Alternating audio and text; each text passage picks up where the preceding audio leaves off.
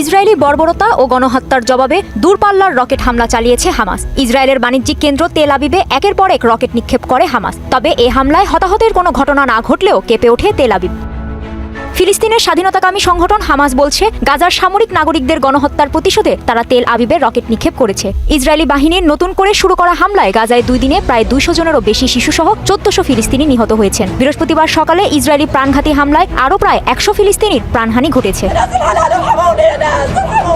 এদিকে ইসরায়েলি বিখ্যাত সংবাদপত্র হারেটস যুদ্ধবিরতি লঙ্ঘনে ইসরায়েলকে অভিযুক্ত করেছে। সংবাদপত্রটি অভিযোগ করেছে, চুক্তি বাস্তবায়ন এবং জিম্মিদের ফিরিয়ে আনার পথে হামাস নয়, বরং বাধা দিচ্ছে স্বয়ং ইসরায়েল।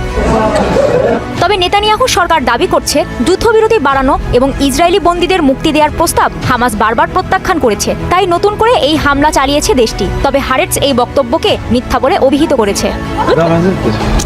অন্যদিকে নতুন পরমাণু চুক্তি করতে ইরানকে 2 মাস সময় বেঁধে দিয়েছেন ডোনাল্ড ট্রাম্প। চুক্তিতে সম্মত না হলে সামরিক সংঘাতের হুমকিও দেন তিনি। ইরানের সর্বোচ্চ ধর্মীয় নেতা আয়াতুল্লাহ আলী খামেনির কাছে একটি চিঠি লিখে কথা জানিয়েছেন মার্কিন প্রেসিডেন্ট।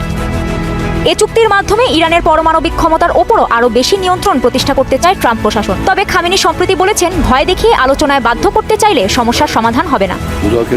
মুযাকেরে কাজী শাহরিন, মোহনা সংবাদ।